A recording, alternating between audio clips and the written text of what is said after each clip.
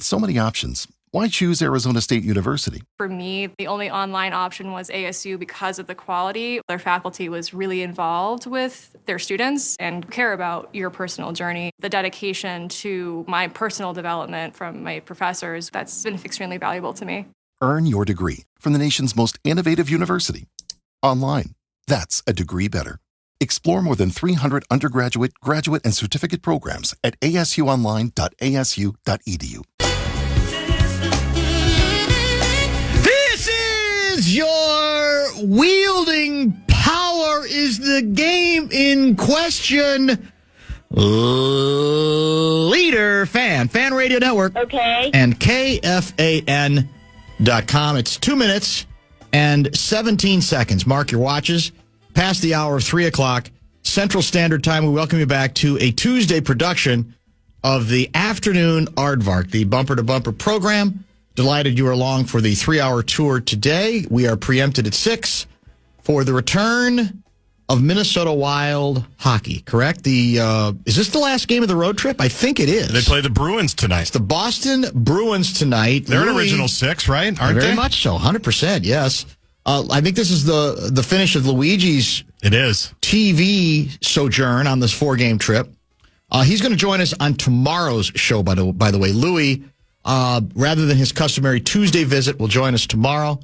And, of course, all of the action can be heard on the Fan beginning tonight at 6 p.m. The Bradshaw and Bryant KFAN text line remains rebooted.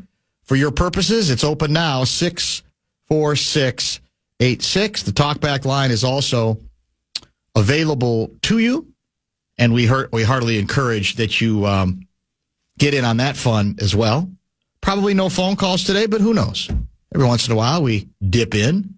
We do it a little bit more on sermons, but we might do it one of these days. Kevin Seifert is scheduled to join us at the bottom of this hour at 3:30, and Russo Radio, speaking of the Wild, will make his weekly appearance a little earlier this week than most weeks. We run them late, but given that there's certainly some news worthy of some time and analysis, Russo is scheduled to join us at 5:30. I don't think he's on this trip, right? I don't think believe it's Joe he is. Smith still. Yes, yeah. I think that's true. I mentioned off the top of the program that we are indeed your wielding power is the game in question leader. Well, power, the way power is wielded in any, I guess, walk of life, in any part of the culture, politically speaking, but certainly even in the sports world, is a fascinating conversation, right? Because it is all about power. When it comes to ownership, when it comes to front office, and when it comes to the labor, right? The players on the other end of it. And historically, I think it's fair to say historically that almost all the power was wielded by the greedy owners. And to that extent, their extensions, the general managers, right? And the managers and coaches.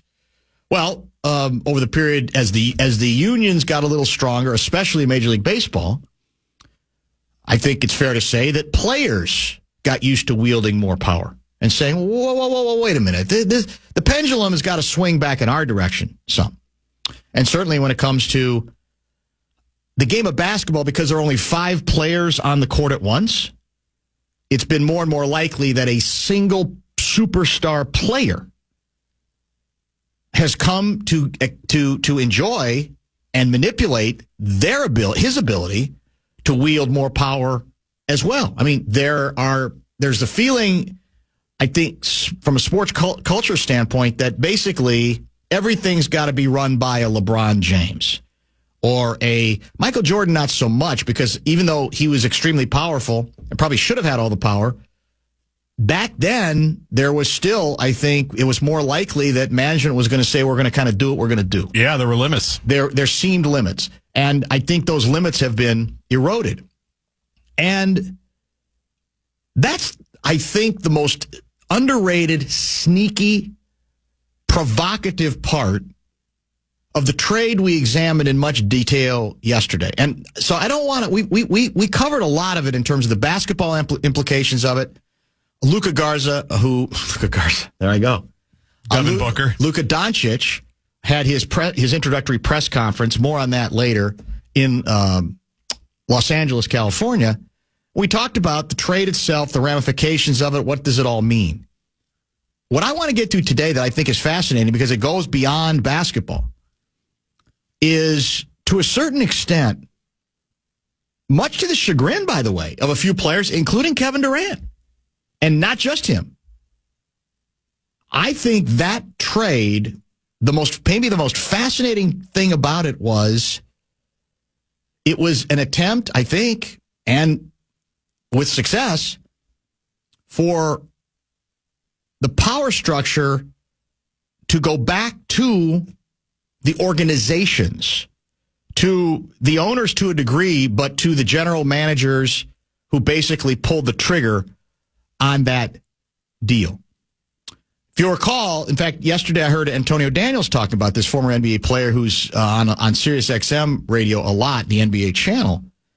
And I don't know if he was complaining about it or just observing.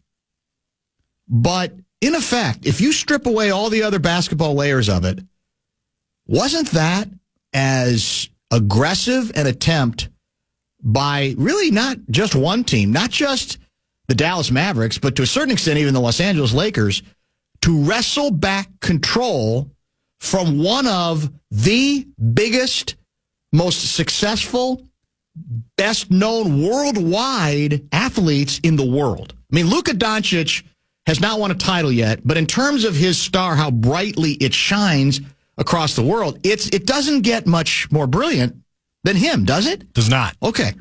So in effect, what's supposed to happen is a team decides, for whatever the reason, that we're going to move this player, this superstar player. And they take bids. And even if they don't go public with it, there's leakage.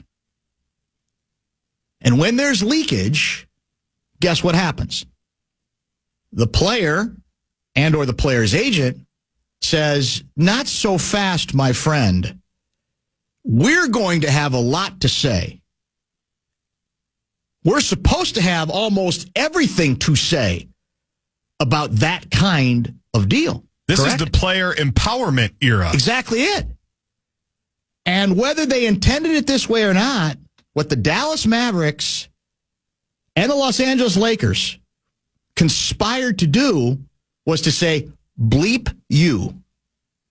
We're going to remind you that just because the power has shifted and you in many times have pretty much told the tune of what direction a team is going to go when it comes to a trade, witness De'Aaron Fox deal, we ain't going to play that. Just because that's the game doesn't mean we have to play it.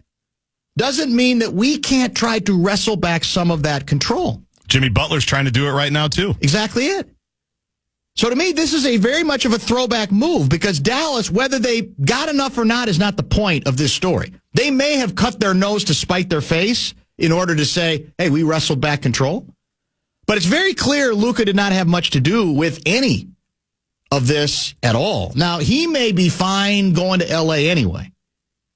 Who's to say? I don't think anything is determined. I think it's likely he will sign long-term there. Lost a lot of money, though. He did lose a lot of money. That's very true. And to a certain extent, I think, like I said, it's not just the Mavericks who said, we're going to be in control of this deal. And it's going to be about really two people who know each other pretty well, right? The Mavericks general manager, whose name now escapes me, you'll find it for me. That's Nico, and his first name. And Rob Pelinka. Yep. Who knew each other for other reasons. They go kind of way back between them. Nico was a Nike guy. Exactly. Pelinka was Kobe's agent. Exactly. And so even the Lakers, you could say, well, player empowerment's nice, but we don't want the door open to the possibility that could end up someplace else. Let's keep this tight. This guy we've decided we want. We don't want to let him have a choice. Now, you could say, well, we're pretty certain we're the Los Angeles Lakers. We're pretty certain that he's not going to be devastated eventually about, being traded there. It's the most famous basketball franchise in the National Basketball Association, with all due respect to the Boston Celtics. Or they're 1-2. You can decide. Bird and Magic. I mean, it's a whole deal. You pick one, I'll take the other. Doesn't matter. But that's what's kind of interesting about this. And maybe that's why people, like a lot of players, are offended. And maybe even a lot of other people are offended that, well, this isn't the way it's supposed to go. They're supposed to be in on it. And then they orchestrate. And then they decide. I'm not here to say what's right, but I'm here to say I don't blame a team for two teams very cleverly saying, we're going back to the future on this thing. And I think that's largely what they ended up pulling off. Now, again, ultimately, you can easily make the argument, though, the Mavericks shouldn't be crowing about that because they could have gotten a lot more if they had opened the thing up. But would they also potentially have opened themselves up to problems where another team is interested, a better offer, and then Luka by then knows that his agent said, don't bother. I will let you know now that Luka will not re-sign with that team, right. Period, end of story. At which point, then, the deal is screwed up anyway, correct? It would be. That goes back to players wielding power. They have found a way, at least for one moment, for one transaction, to turn back the clock and say, we can still be clever and play this game. Every once in a while, it's okay for two teams to try to wrestle back some of that control that they had previously lost. I think that's a fascinating, underrated part of the story. And in that regard, I actually kind of like it. Because I think too many teams have become prisoner to the players. 100%. We've talked about it forever. So much so that guys sign extensions that you know they're not going to be there for, and national people just wait for them to complain to get out. Correct. They're signing the deal. When are they going to say they're demanding a trade? When are they going to want to move themselves out? And the Lakers really did it as well because the second biggest story was LeBron had no idea, which sounds ridiculous. Given that he does know everything, and his agency has been kind of running basketball.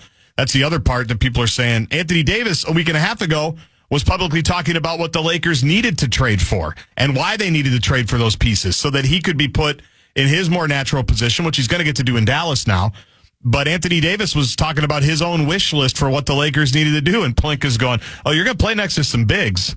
It's just not going to be here. That was the joke. Yes. Go ahead. If you want, you need more size. Dallas has it over there for you. So in that respect, I do like that. I don't love that. I'm not offended by it. Yeah. The Lakers get to restart. I hate that because we talked about that yesterday.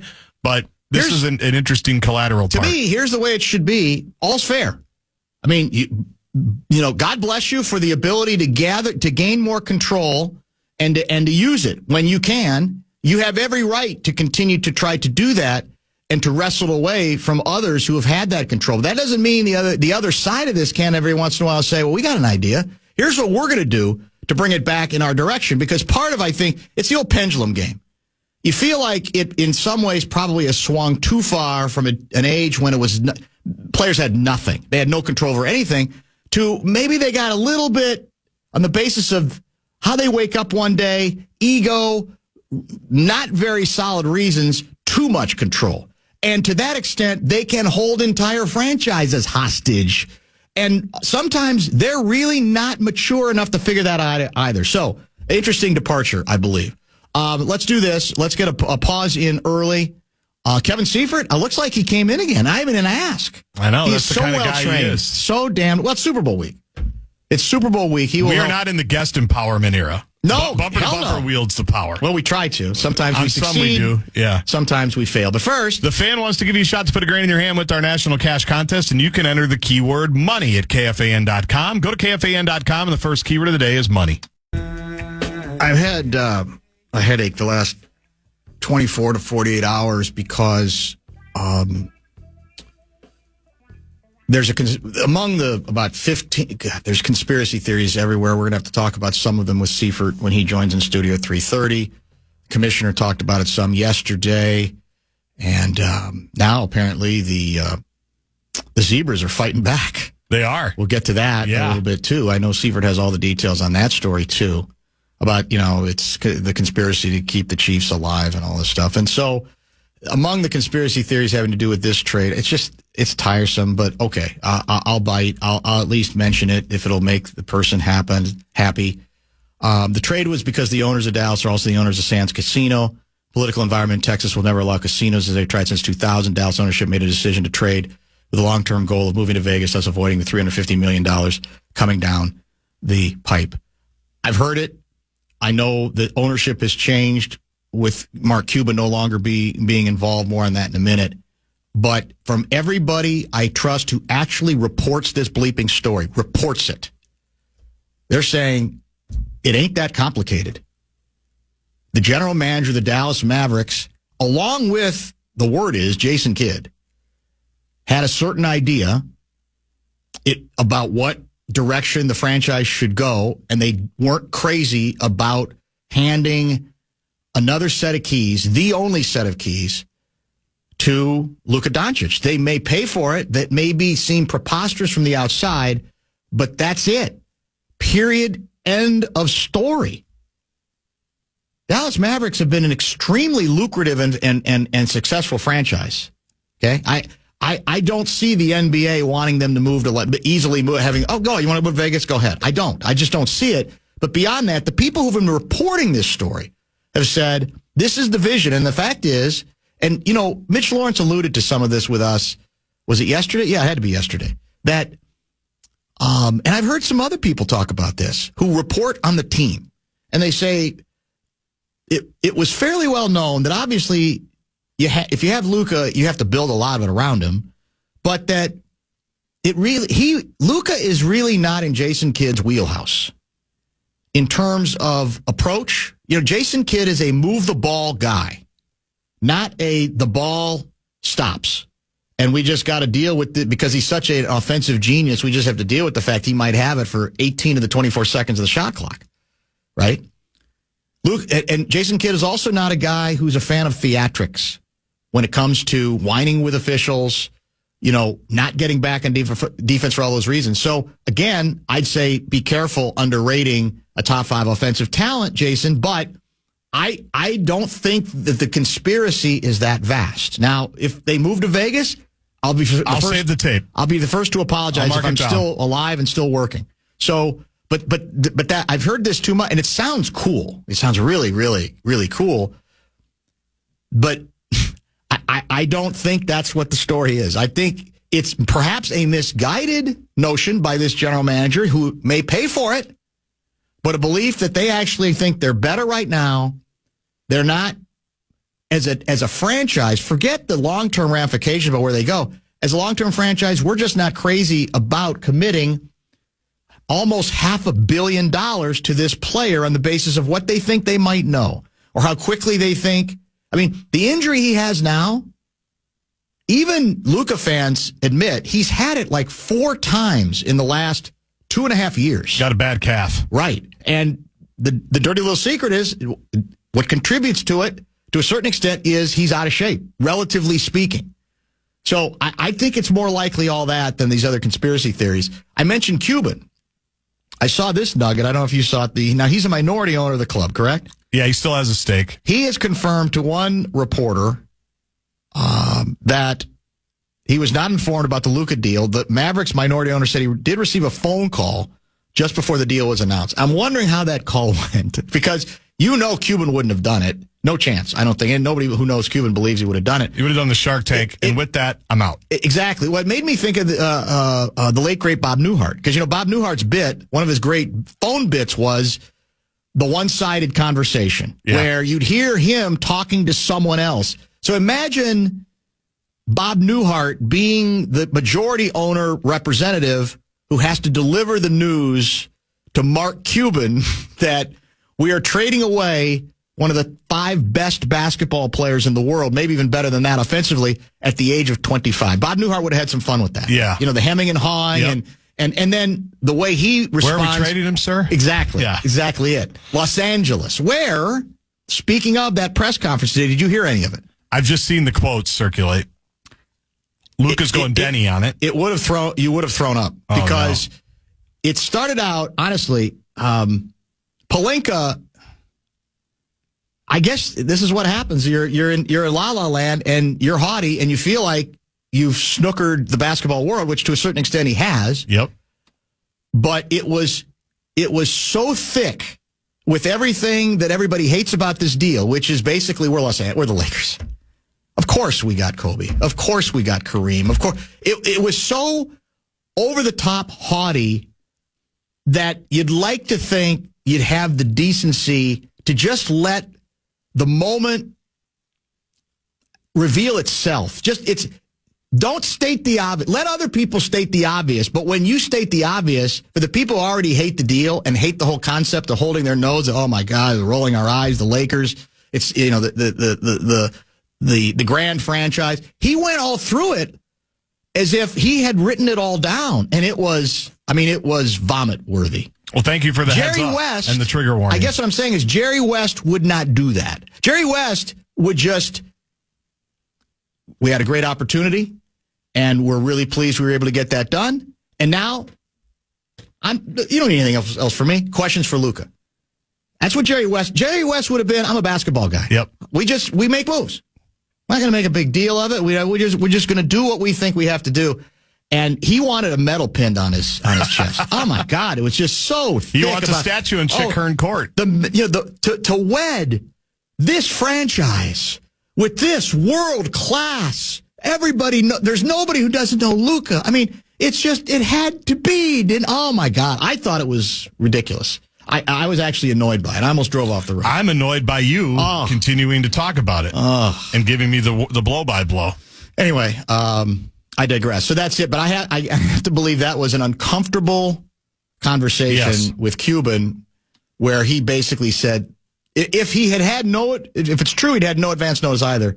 He had to have gone, are you bleeping out of your mind? You're doing what? I want to know who did have to call him. Who had that job? Is it Jason Kidd? Is it Nico Harrison? Who has to make that call? It's a good question. I don't think it would have been Well, maybe. I guess it could have been. But Jay Kidd, you have a good vibe with them. Oh my God! You need to call. That had to be a little bit. How left out you think he feels now? He sold the team, though. He did. No one was forcing him, just like no one was forcing the Mavs to trade Luka. No one forced him to sell the team. You are correct. On the conspiracy thing, real quick. Yes. Like, how many times do we have to go over it, though, as well? The NBA is not moving any team to Vegas. They're propping up a new one. No, exactly. That's about as well rumored and reported. And how much more money is that? Exactly. There's no way. That's why all these places that now are teams that try to threaten leaving. Wolves aren't leaving. They ain't going anywhere. The Those Wolves days aren't leaving. Are over for the reason you say. The franchise, the expansion franchise money is like It's like an extra $500 million, or if not more, for each team. Yes. Yeah, it's crazy. Yeah. So they're putting a team back in Seattle. Correct. So Softy can be happy about that, and they're putting one in Vegas. Nobody's moving, especially Dallas. Dallas isn't moving. No, they're not. Now they're hurting right now. I mean, because again, as a brand, yes, he had raised their brand, probably raised their financial worth as well. But they ain't going away. So stop. Some conspiracy theories you should be able to see through on that basis alone. Kevin Seifert loves a good conspiracy theory, and there's a bunch of them related to the Kansas City Chiefs. Commissioner weighed in yesterday. It sounds like the referees union. They're saying, well, individually, maybe we're not allowed to talk about this nonsense, but as an organization, we are, and we are firing back up high and down hard. Well, we all work in an era of following the fashionable conspiracy. I don't know if there's anything that we can do about that. It doesn't just exist in basketball. It exists certainly not just in sports, but in politics, pop culture, and whatever the case may be. And I'll say again, you can go with, because one of the other conspiracies is we welcome Kevin Seifert into the studio, is now you have the player with the largest worldwide brand ending up at the team with the largest worldwide brand. So if you want to believe the conspiracy, and by the way, that's true. It's undeniable. Yeah. It's uncanny. We've talked about that. But if you want to believe the conspiracy, then ownership of the Dallas Mavericks talk to their GM, or the GM talk to them and say, look, we have no business making this trade. We should want to keep Luka. But I tell you what, we got a phone call from the league office, and they really, really, really would like to see, now that LeBron's, close to the end, they want the line of succession to include another megastar player that's well known. So is it okay if, in order to make that happen, that we make a trade we shouldn't make to help the Los Angeles Lakers in the NBA? That's what I tell these conspiracy folks who lose their minds. If you to really believe what you want to believe, that's what you're suggesting, right? That you're suggesting that a proud franchise is willing to sacrifice itself and make this deal. And so go ahead, knock yourselves out if it makes you feel better about it. I know what, the other people won't talk about. but it's just asinine. It doesn't. There are some conspiracy theories that I get and are real, I think, or at least more believable. But again, this one, why would the Mavericks want to cooperate with that? In that, what's in it for them? Yeah. And that's the main thing is if you really want to be conspiratorial, then you go down the rabbit hole. Well, there's something in it for them. Where's the payments? Where's the assurance that that they'll win the lottery this year or whatever year that an unbelievable player is coming out and they can draft number one. So my responses to conspiracy theories generally, whether it's this one or in sports at least, is like never assume malice when stupidity often contributes is the cause. That's some kind of razor. That's not Occam's razor, but it's some razor. And so like people jump to assume that there was this plan when in reality it's inexplicable and there's a vacuum that people try to fill with explanations, but sometimes the explanation is just like stupidity. Hanlon's razor. That's Hanlon's? Oh, is that what that's called? Okay. Never attribute to malice that which is adequately explained by stupidity. So Occam's razor is the shortest. The simplest answer is the right one. Isn't that what's Occam's razor? What definition can you find officially, Guardsy, on Occam's razor? Yep, hang on. I want a nice tight description like I just had. Yeah, that's a good one. I'm pretty sure it's the simplest answer is the right one. Yeah, the explanation of the fewest assumptions is most likely to be correct. Right. It encourages people to remove unnecessary complexity and focus on the essential elements. Occam's razor. How many razors are there? There's a bunch. You'd be surprised. I'm going to have to go through the razors. Be careful you don't get nicked. That sensitive skin? Real problem. Yeah. That's exactly right. Well, speaking of conspiracy theories, the commish was asked about the whole Chiefs deal, refs favoring them. Yeah. And his answers were fairly stock, I thought. But then today, according to your X handle, the Zebras are in on it. Their union has said, we're mad as hell, we're not going to take it anymore. What did they do and say? Yeah, I mean, because you have to remember that officials in the NFL, at least, are not allowed to defend themselves publicly. They're not allowed to speak publicly unless you have pool reports that the NFL arranges. And so they do have a union, and their union is led by a retired referee, Scott Green, and they jumped on the Roger Goodell comments that it's ridiculous to presume that NFL officials are not doing everything possible to make the right call on every play. They called it spot on.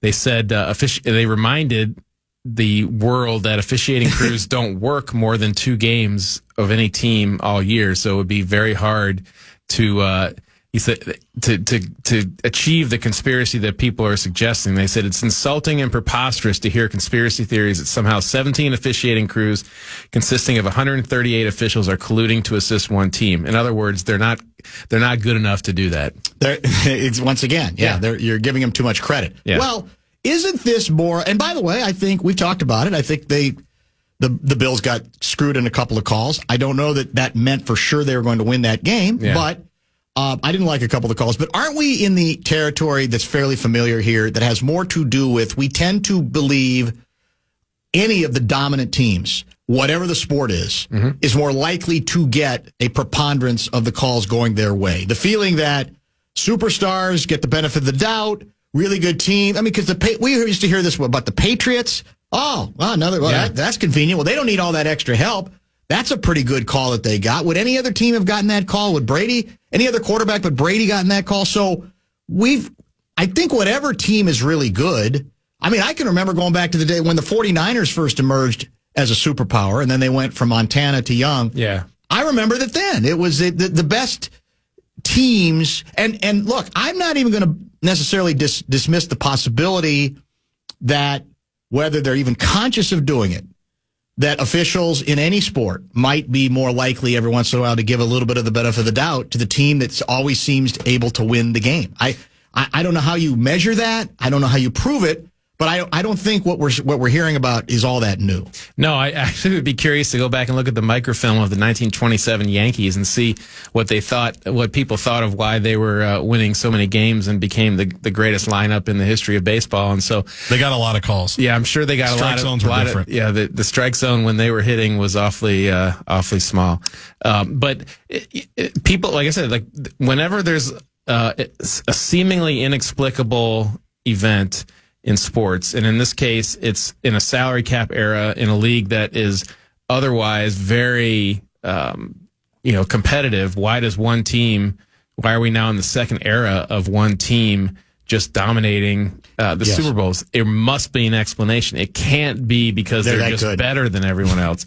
In the Patriots case, which was the previous of the two, it was because they were cheating. And clearly they were cheating. And there was more than smoke there, right? Yeah, they did. Deflategate, obviously, and a couple of others. Whether you can attribute anything to the results of their cheating, the videotaping and Deflategate and Spygate and all that.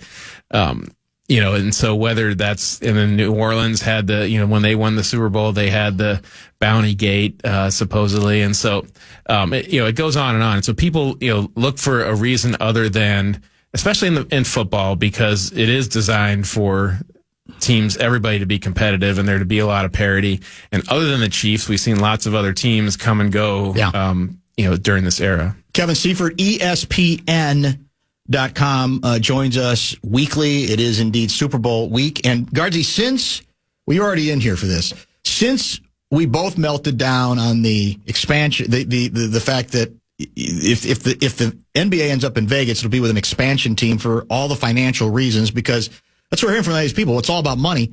Well, that's the way they make the most money, not Dallas moving there. Since we talked about that, which is how long ago? 7 minutes? Yeah, about that. Maybe 8 minutes? I don't know if these are people trying to get me going or two more texts, including this one. Adam Silver having a hand in this trade is an absurd notion, writes Bismarck guy. However, I think Mark Cuban, who isn't even the majority owner, wanting to tank to make the move to Vegas go more quietly as possible, especially since the city of Dallas doesn't want him to build his Mavericks mega casino arena. It's not his team anymore to start with. And secondly, as we said, if there's going to be the new rule that has taken away, I think, the ability for owners to hold up teams or cities quite the way they used to, is everybody now knows if it's an attractive city, we're going to wait for expansion on that. Unless it's a severe case, right? Unless there's something really bad going on in that particular town and like nobody's showing up to the games, which isn't the case in Dallas, it doesn't work that way anymore. But we're still getting people literally 5 minutes after we talked about it who want to double and triple down on it. Yeah, and like in the NFL's case, the Raiders did move to Vegas, but that was because the league has kind of decided at this point 32 teams is where they want to be. And the Raiders were no chance. Their situation. There was right? I mean, people were coming to their games, but there was no chance of getting a new stadium. Right. And so I don't know the situation in Dallas if they were trying to get a new arena or whatever is going on there. This could be what we're always looking for alternative names to the show. How about Razor Radio? Razor Radio, because I want us to get to the bottom of how many different razors there are. We've named two today. Occam's, which was more well known, and what was the one you mentioned? Hamlin's. So these are named after. Was Occam a person? I don't know. How about Hamlin? It's got to be. Got to be somebody. I would think. Yeah. So I did Google philosophical razors, and it looks like there's 8 or 9. Razor. We're going to be Razor Radio. That's what we're going to be. And we're going to get to all of them. Alder's razor. Alders? Yes. Also, who decided that razor would be the term with the name put in front of it? Because must be an alternate definition. It shaves off unlikely explanations for a phenomenon. Boom. Really? Makes sense. According to Wikipedia. Well, that actually adds up, does it not? Yes. It's not even conspiratorial. Well, now you're going to have to come up with a bumper-to-bumper razor. What's the razor for bumper-to-bumper? Oh, my God. That's a good question. A lot of options there. People will offer some ideas, some of them snarky. Alder's razor is also known as Newton's flaming laser sword, that says if something cannot be settled by experiment or observation, then it is not worthy of debate. So, okay. LeBron versus Jordan. No, that's that basically means sports talk radio is over. Sports. It was TV. a good run. Yeah, it's done. Stephen A. Smith. It's over. Out of business. Last rights for him. Grice's razor, principle of parsimony, conversational implicatures. Oh, I love this. Save the list, print it out for me. Then we'll like each day kind of drill down on some examples of each of them. This is for Seifert. Remember when Cam Newton was told you're not old enough to get that call? That's where blatant bias and player preference became obvious to me almost a decade ago. The same sort of bias can be seen in the NBA when even the analysts will say, that player won't get those kinds of calls. That does contribute to it. It happens, and that was undeniable, and the NFL never really pushed back. I think it was Ed Hockley.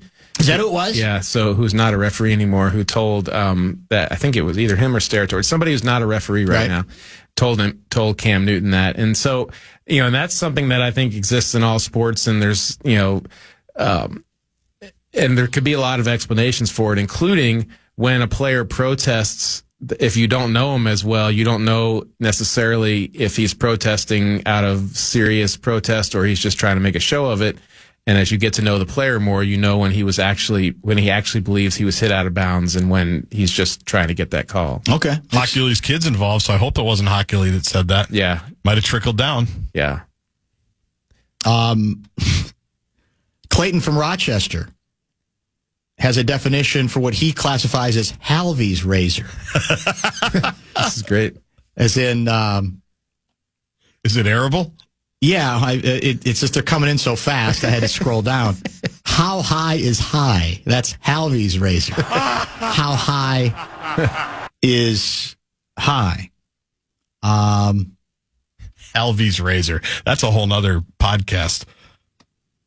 Well, they have to understand what a razor is. The razor has to provide some clarity. Some clarity. It has to explain how to think about something. It can't just be a catchphrase that somebody says in a press conference. Sagan's razor. Is that Carl Sagan? Must be. Extraordinary claims require extraordinary evidence. I like that one. I don't know if that's a real razor. It is. It's the Sagan standard is what they call it. Standard they call it. Yep. Okay. You can't make a big statement without being able to back it up with big facts. Fight the panic razor equals the bumper to bumper razor. That's Jen from Golden Valley. That's a callback to when the Wild were playing really well. Who did that? Who it Midzi? I think it was. Came up with "We Fight the Panic." Yeah. And then every once in a while the panic does consume us more recently. The problem with the "We Fight the Panic" mantra is if you don't adhere to it, then all the snarky jokes are it eventually does. Yeah. Here, by the way, I think is the most infamous Minnesota-related Sagan standard example. We're going to win the Big Ten championship. We're going to take the Gopher Nation to Pasadena. God, what a day that was. What a day. It was not backed up by performance. No. Extraordinary evidence. Tim Brewster. God, that was so good. We still miss him. Where is he now, by the way? Who's he following now? Most recently? I don't know if he got a gig. Remember, he was the interim head coach at Charlotte. Oh, that's right. So has he landed anywhere since then? I haven't seen. Because didn't you tell me he went undefeated? I think they were 2-0. But I don't think they gave him the It took 4 missed field goals by the opposition, but he did win the second game. Opportunity. There's a chance you've talked about this trade more than Mark Cuban. This is day 2 of talking about the largest trade in National Basketball Association history in terms of both ends of it. And we've still got some people, I have a sneaking suspicion, Fallness has put them up to it, it's from the hockey community, who just can't handle it.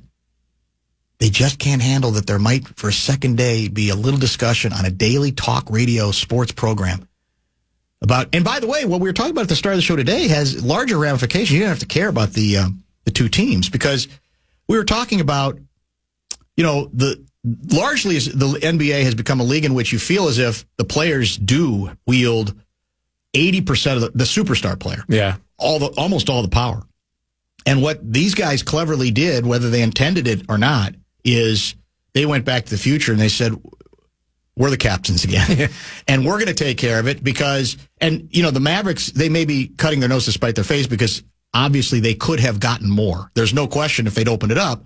But if you open it up, then there's the danger of the agent of the player saying, don't bother trading him to Boston. Yeah, it sounds good, but he ain't re-signing with Boston, and they're not going to do it if they don't think they can get that player long term. Yeah, that was actually brought up in our ESPN kind of behind the scenes explanation and story behind that trade was that the reason they kept it just between the two GMs was for that very reason, to basically cut out the player agent power that tends to be able to, whether it's through leaks or through just flat out saying, no, we're not doing that, tends to direct a lot of these trades. This is also for you. This is from Robert. In a wild twist of asking a football question here. Yeah, we did get off track. Does Seifert expect the Vikings to splash at A, interior defensive line, B, interior offensive line, C, Both. I don't know if or neither. Assuming he's meaning free agency. And yeah. I don't know if there's going to be splashable players out there because people are jumping on, they got to sign Trey Smith from the Chiefs, this great guard that they have is 26 years old. Why would the Chiefs let him go? I know. And so it gets. Well, I think the assumption is maybe they got limited resources. No, they're fine. Yeah, I mean, the indications are that they would be fine, but they might make a football decision for some reason that we don't know about. But otherwise, you're exactly right. Why? I don't know about splash. I do think that just the math tells us they're going to have to sign a lot of players. I mean, they had a ton. I think they had 20 plus players who were on 1-year contracts last year that they now have to replace. Just the math of the turnover that the contracts that they had expired are going to create will mean they will have to sign a lot of players, whether it's some really big names. That's maybe a little more difficult to project. It's not easy to give this team and its front office the benefit of the doubt when it comes to the draft. Yeah. It's a little easier when it comes to free agency to say, well, were we all that aroused by the names? No, did you think Jonathan Grenard was a splash? We thought, okay, you got some good. I mean, who are all these guys? Yeah. And so once again, maybe you can do the same thing, make sneaky good decisions that will upgrade you in a couple of those key spots. I don't know, but that's, I guess, what you have to hope. Yeah, and I guess, and it never really totally got fleshed out. I guess they tried to go after Christian Wilkins, who was the big-time nose tackle that was on the market last year, ended up getting a huge deal from the Raiders. I remember that, yep. Way beyond, I think, what the Vikings were willing to pay. And so, that gets into it. Are they, do they philosophically, are they willing to pay big-time money for those positions if they don't value those positions as being big-time money positions? A couple more razor ideas have come up. Wolves After Dark's Parker Fox's razor. You're never too old to learn. There's another couple good ones as I scroll down. Boy, they're pouring in. Barreiro's razor. Oh. At what point does the length of the question become a TED Talk? Well done. Some questions could use a razor. That's true. Barreiro's razor, just because there is no talk of hockey, does not mean there's nothing to talk about when it comes to hockey. Dan, what do they want you to talk about? The Twins signings so far? Yeah, there's not a lot else to discuss. All right, so Super Bowl 59 is Sunday. Fans learn you're not going to be there. No. You'll be there in spirit. Yep. You'll certainly watch it. Yeah. Last I saw was the Chiefs were 1.5-point favorites, or has that changed again? Am I wrong? Is it the other way? I'll look. I had the Chiefs slight favorites. Yeah, that's what I saw at the beginning, but I did hear it was changing. In favor of moving the other way? Yeah. What do you got, Guardsy, if you can find anything for us? And as you're looking that up, I know you don't have to make any picks, but you can for us. Who's going to win on Sunday? Yeah, I can't pick against the Chiefs, until we see a team in the Super Bowl be able to outplay them at the end. If you look at the way the Chiefs beat the Eagles 2 years ago, I mean, it was a close game back and forth, and the Chiefs, with Mahomes, same ways they beat the Bills, same ways they've gone through all these playoff runs.